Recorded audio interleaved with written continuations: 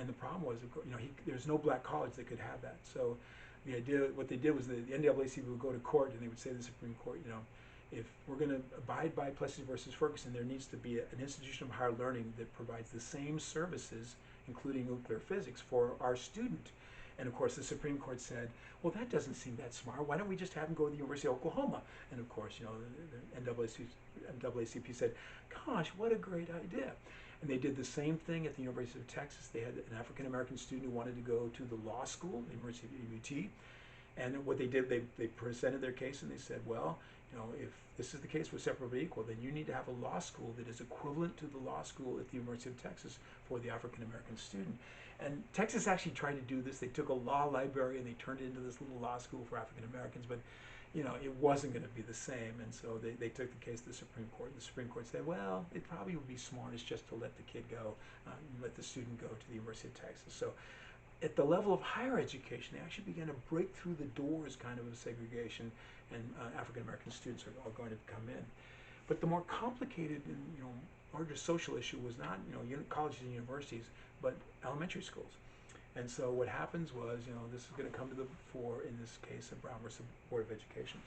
So the story is of this man by the name of Oliver Brown and his daughter Linda. Oliver Brown, by the way, was a veteran of World War II. And they lived in Topeka, Kansas, and Linda was about 8 years old, and they moved into a new house in a new neighborhood.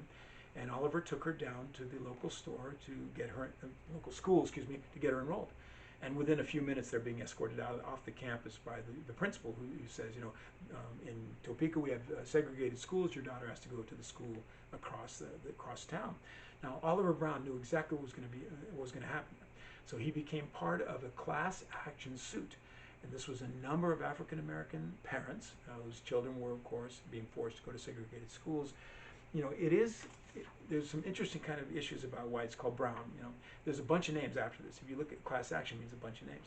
Now Brown, of course, is alphabetically early, so that's one of the reasons. But the fact that it was Topeka, Kansas, also was kind of critical. That don't go directly into Alabama and Mississippi and challenge. Be on the borderline. So that Kansas, of course, is actually kind of just a Midwestern state, but it did have segregation. So it'll begin to challenge it, maybe in a less volatile location than the actual South. So the case goes before the Supreme Court. The chief counsel for the NAACP was Thurgood Marshall. Thurgood Marshall will later become the first African-American justice on the Supreme Court. So extraordinary individual and extraordinary justice. Anyway, Thurgood Marshall will argue the case for Oliver Brown and the rest of the class action. Now, what Thurgood Marshall will argue, and all these things are very much true, was that the segregation of the public school is a violation of the 14th Amendment. The 14th Amendment, of course, provided equal protection under the law, and therefore, it should allow that children would have equal education. Plessy versus Ferguson, of course, had said that it could be, well, it must be equal, can be separate, but it must be equal. And it wasn't difficult to prove that the educational opportunities for African American children were much less than they were for white children. Did I say anything else? Oh, here's my second point. It's on the same thing. He also argued, of course, that the segregation of public schools was racist in intent, and of course, who's going to disagree with that?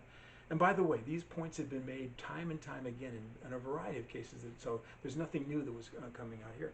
But I think kind of one of the killer points that was made, and understand it's the baby boom, right? There's all these children. Thurgood Marshall argued, and he brought psychological evidence into play, that segregation of public schools harms children. It led children, black children, to have problematic notions of their own identity. There was this experiment that was run at that time, with black kids, and the black kids were given a choice, of dolls that they would look at, and there would be like, blonde, blue-eyed doll all the way to a very dark doll, and then kind of things in between. And when they would ask the kids, what doll's the prettiest, white doll, which doll do you want to play with, the white doll, what doll do you look like, the black, they were simply accepting kind of these racist perspectives, that white is beautiful and that the blonde and blue-eyed is beautiful or something like that, and the self-perception of themselves, of course, is not being beautiful in that kind of way. So clear evidence of that racism is harmful to children in ways that might be irreparable, that you can't necessarily fix in any kind of way. And it's hard to know exactly what happened in the minds of these white justices of the Supreme Court. But the Chief Justice at that moment was Earl Warren, and he was a conservative Republican appointed by Dwight Eisenhower. He was from California, He'd been a governor of California. He'd been active in Japanese internment. I mean, there's nothing in this man's life that would suggest to us that he's going to have some kind of epiphany here, but he did. He simply said, this isn't right, and we've got to begin the change. And I swear to God, he had to work so hard to convince his colleagues, because even some of the more liberal members were afraid, oh no, man, it's going to cause racial war in the South. They're going to explode. It's going to go crazy. And he said, no, it's time for us to take a stand. We've got to move on this. So in a unanimous decision, everyone's going to go along with this, okay, which is critical. Even Plessy versus Ferguson had one dissenter, but this is unanimous. The Supreme Court will call, in the decision of Brown versus the Board of Education in May of 1954, call for the end of segregation in public schools. The public schools are to desegregate. And the famous language, it says, with all deliberate speed, with all deliberate speed. And of course the question is, what in the hell is that? But as quickly as possible. And here's the significance. What's important about Brown. There are two outcomes that I need you to be aware of. And the first was a massive wave of Southern white resistance. The Southerners, are going to be infuriated by this. They're being required to desegregate, to integrate their public schools. And they basically said, hell no. And you see this in the Southern Manifesto, something signed by all the Southerners except for a few. I think 3 of them didn't sign it from the South. They pretty much said, we're not going to go along with this. White citizens groups began to emerge in the South as protests. The Ku Klux Klan began to raise its ugly head again, as the Southerners basically said, no, it's not going to happen. And I got to tell you, their resistance was extraordinary. By the time we get to 1964, so 10 years later, only 1% of Southern schools are integrated. So I mean, they resisted in a huge kind of way. And all of this is going to lead to these dramatic moments in American history. 1957. The relatively liberal school board in Little Rock, Arkansas decides to integrate their central high school, and they're going to allow 9 black kids to go to the school. And on the day that those kids were to be enrolled, the day that they were coming to school for the first day, and of course the television cameras, because these are now media events, are there. You've got the high school surrounded by angry white parents. They're going to stop this. And you've got the 9 kids trying to come, and a bunch of them came as one group, and they're kind of turned away relatively quickly. But this other one, Elizabeth Eckfield, she's kind of dropped off, and she just walks up kind of quietly, up the sidewalk towards this, and at first nobody sees her, but finally they see her, and of course she's just inundated by this crowd. And there was one white mother who simply said, "We are not going to beat up a little girl." So she put her arm around the little girl, and she didn't want her to go to that school, but she didn't want her to get hurt, and she escorts her away. So that's a dramatic moment. And then that's going to be followed by Dwight Eisenhower calling on the airborne troops to come there, bayonets on their M1s to escort those 9 kids in, regardless of the protest, regardless of the crowd. And the kids were enrolled, in the school. And I got to tell you, what a year, right? There are cops all over the place. I'm sure that you had the soldiers there every day that are walking down through the hallway. But just to show you the resistance, the next year, the governor of Arkansas, Orville Faubus, if I'm not mistaken, he shuts down the schools of Little Rock. He said, rather than having integration, we're going to shut the whole damn thing down. And this actually happened on more than one occasion in school. Instead of going with integration, they would rather just close their schools down. So it shows you this incredible Southern resistance, which does have kind of a positive impact in that more and more white Americans and more people around the world begin to see the Southern as extraordinary. And, this is irrational. This is unreasonable. This is racist. And so you have the Southern reaction actually does inspire sort of a revulsion into what they're doing, and that becomes kind of important. But the other outcome of Brown are the civil rights actions that African Americans began to take themselves. There's a whole bunch of them. I'm sure you guys know. We have Rosa Parks, her very famous activity in Montgomery, Alabama. Part of the Rosa Parks story, which I find fascinating, is that there was a young woman who did this previously. She sat on a bus, got arrested, kicked out the bus, as a protest. But she was young. I'm not sure if she was pregnant at the time, but she would have an unwanted pregnancy, or she had a pregnancy that she had wanted to, became pregnant while she was out of marriage. And the black community kind of decided, the leadership, that she wasn't the model for this, So instead, Rosa Parks, a member of the NAACP, seamstress, a respectable woman, of course, she's going to be the one where this is going to all show up. And she gets on a bus. She sits in the front, towards the front of the bus. The bus fills up. Pretty soon there's white people, and then she's required actually to move to the back because a white person wants to sit down. And she simply said, "No, I'm not going to do this." And of course she is arrested, and this leads to the bus strike in Montgomery, Alabama during this year in 1955 into 56. It led to the coming to the fore of this young minister by the name of Dr. Martin Luther King Jr. to become the leader of this, of course. But, and you know, around a year later, a little less than a year later, the Supreme Court knocks down segregation in public transportation. So people that began to challenge things became a huge outcome of Brown. Ultimately, over 50,000 individuals participated in sit-ins, in freedom rides, in the wait-ins, you know, marches of various kinds, you know, all these things that they would do to kind of put in the face of the white South and to show the nation and the world, of course, you know, the illegitimate nature of segregation and the racism that they had to face on a daily basis. It did lead to victories, there's no doubt about that. In 1963, of course, there's the famous March on Washington, over 200,000 people coming from all over the nation, including my aunt and uncle. I was really excited to find out that my aunt and uncle were up at Harvard at that time. They came down for the March on Washington. And, you know, one of these great moments of eloquence in terms of American history is Martin Luther King gives this very famous I Have a Dream speech, of course. Just the beauty of that day, the beauty of that moment, the beauty of his words, all going to become critical. It will inspire the government to action. Ironically, a Southerner, Lyndon Baines Johnson, he decided it was time to change things. You know, take a momentum that had built up under Kennedy.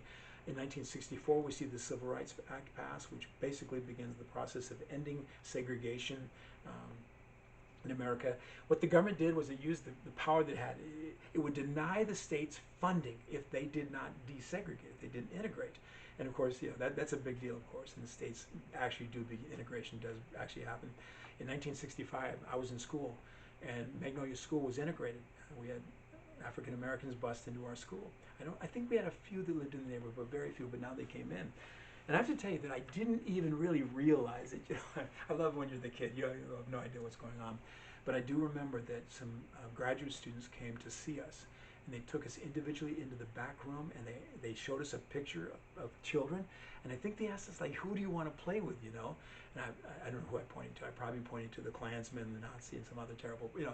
But, you know, they were trying, I never knew what had happened to the, you know, some kind of research that they did. But they clearly were trying to figure out, you know, were we willing to, or did we see any distinction, or would we play with the black kids or whatever? Anyway, that would be followed by, and I didn't get, oh, here it is, yeah. In 1965, by the Voters' Rights Act, which begins the process of ending the structures of disenfranchisement, with the government actually sponsoring, of course, the enrolling of black voters in the South. So, you know, this long period where African Americans in the South especially could not vote begins in a difficult kind of way to come to an end. You know. So major victories. And the image I have both of the Civil Rights Act and the Voters' Rights Act is Lyndon Baines Johnson signing these, you know, surrounded by a sea of individuals, including Martin Luther King.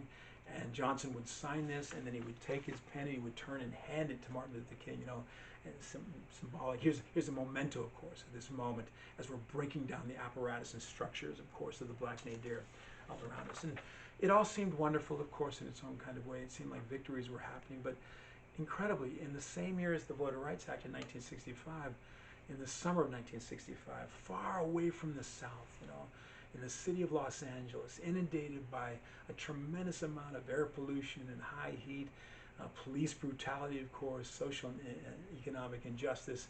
You know, the people of this area called Watts exploded, essentially, just massive expression. And it's not just civil rights, it's not just integration, it's also social and economic rights that are problematic, of course. And so it showed that there was so much more to overcome, and you know, even after they had passed this kind of legislation. Anyway, and you know, when we had the Rodney King riots, of course, in the 1990s, just another indication. What's so interesting is that, you know, there's been advances for African Americans, no doubt about that. We have an element of the African American community that's done very, very well for themselves, but there's so many that have been left behind. As, you know, I read an article even from that kind of the advanced element of African Americans who are worried that they've left that group behind. You know, and how do we uplift that mass of the people also? Anyway, and then in the 1970s, of course, just, you know, the war on drugs became basically a war on African Americans, and the crack laws were so much more intense than the cocaine laws. You know, the white man's drug, you're going to get a minimal punishment. The black man's drug, you're going to get hit hard. And we begin to see these massive black populations that are in our prisons. You know, it almost becomes like this manifestation of a new slavery that begins to present itself. Anyway, but the civil rights movement has a huge impact. It's going to lead to all kinds of interesting 60s activism, as we see, and I'm really going to just rush you guys through this, I really apologize. We see the students rising up, of course, and protesting against Vietnam, the hippies, the countercultural expression. We see Chicano power, remember that so well known as a kid, of course. Native Americans, there was something called AIM, the American Indian Movement. Women's movement, of course, you know, raise your fist and burn your bra. Homosexuals, the gay movement begins to manifest. We see renters, farmers, poor people, environmentalists. I love that idea that, you know, when whichever the Apollo was, they came around the moon and saw the Earth rise, you know, in that picture. And then you just see the Earth, the little pretty planet out there. You know, it just engendered this notion that we are this little teeny place in this big, huge universe, and we need to do so much to kind of watch out for ourselves if we possibly can. You know, all of these movements. It did go kind of bad, I have to say, to some degree, in the 1970s. I have this report. I'm going to call the 70s the perils of prosperity. So, you know, the civil rights movement kind of became increasingly problematic. And, you know, frustrations will lead to something like the Black Panthers. We see the protests heading to something like Kent State, of course, as students were killed by National Guardsmen. We see the student protests getting more violent, and the Weathermen and activities like that. There is the kind of horrific political corruption manifest in Watergate, as you know, the committee to re-elect the president, that was Richard Nixon, effectively called CREEP, decided to burglarize the Democratic National headquarters in the Watergate Hotel to steal their stuff, and they got busted, of course, and it led to this extraordinary exposure that reached all the way up into the White House and led to the first and only so far resignation of a president. The war in Vietnam, of course, was lost in the 70s, and you know, it was lost for the reasons I suggested to you, but I have to tell you, when you're a kid in America, you think America's the greatest place in the world, and of course, you think the Americans can't lose anything, and it was stunning. In 1975, you know, when that came about, when I was graduating from high school, and to see that we had lost this war and that the whole thing had gone so terribly wrong. Later, we had the gas crisis in the 1970s, the Iranian hostage crisis. The gas crisis was the one that I always think about because I was just getting my license when all of a sudden, you know, gasoline prices just went through the roof, basically. And they're taking away service, you know, all this. And I took it very personally, this is against me or something like that. And then, you know, the American productivity begins to really manifest in negative ways. We were producing cars like the Pinto, the Vega, and the Gremlin. Those have to be like the 3 worst cars ever produced in the history of automotives. I think it was just American arrogance that they could put any dumb car out there and that would be okay. And then disco came, of course. And when disco music came in, I thought, oh my God, is the world ending? But in 1980, you know, they elected Ronald Reagan, New Day dawning in America, but really a new conservative manifestation in America, beginning to turn away from the New Deal, beginning to turn away from the social contract of the aftermath of World War I, the post-war period, when all of a sudden, you know, taking away kind of the freedom or the free education that had been provided for so many, including myself, you know, putting the burden on the students, decreasing taxes on wealth, increasing the relative wealth inequality that just kind of has led us to this time. And I have to tell you, 1980s, I was really busy. I got married. I got my PhD. I had my children, of course. 1990s, you know, I was teaching here. That's the most important. I had to develop my career at Palomar College. 2000, you guys were born, so you're kind of going to be responsible for that part of the whole situation. But anyway, I hope this hasn't been the worst experience for you to have to go through all these materials. But adios.